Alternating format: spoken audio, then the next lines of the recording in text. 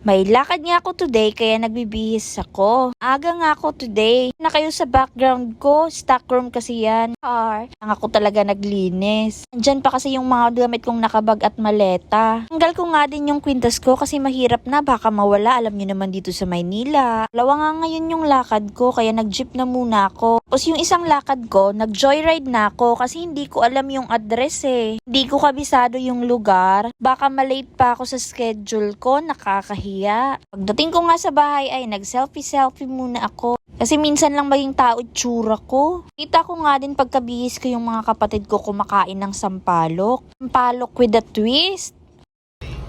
Ay, maharang? Sama sili.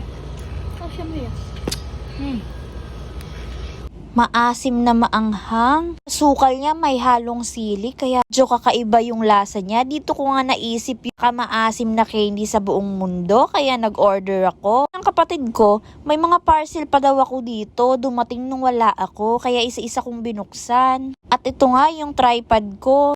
Tapos ito, hindi ko alam kung in-order ko ba to. May riregaluhan sana ako nito nung Pasko. Ako, hindi naman ako gumagamit itong mga singsing na to. Kasi nangangati lang yung kamay ko. Check ko nga, abay, napakadami niya. Baka ma-hold up ako nito pag gamitin ko. Char. Binigay ko na lang sa kapatid ko kay Disney Princess. Pangatlong parcel nga, binuksan ko na rin. Alam ko na kung ano laman. Sabi ko na shorts. Kasi akong mga shorts. Tapos sa TikTok lang ako bumibili.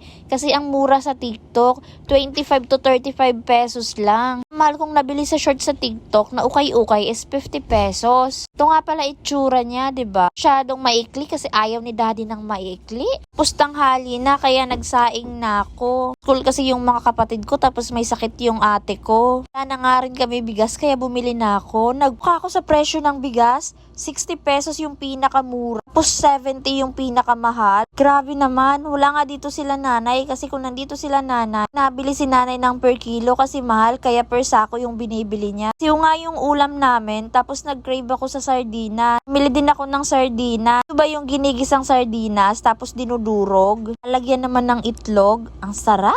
Alam na akong hindi nakakatikim kaya nagluto muna ako. Ko sa paksiw at saka sasabawan ko yung kanin ko ng kape. Perfect combination. Ang dami nang nakakain ko pag ganyan. Aalala ko nung una, lagi lang kami naghahati-hati sa isang latang sardinas. Kahit papano sumasakto naman sa amin, nabubusog naman kami. Minsan nag-usap-usap kaming magkakapatid, paano kaya nagkasya sa atin nun yung isang datang sardinas? Ako lang ba ang sarap na sarap sa pagkalutong ganito? Iyan ko nga yung sardinas na may kalamansi o ito. Tingin ko nga sa uncle ko, abay, tulog na. Ko pa lang siya, uncle, kumain ka na lang pag gutom ka na ha. Pagod pa siya, pagtingin ko, tulog na.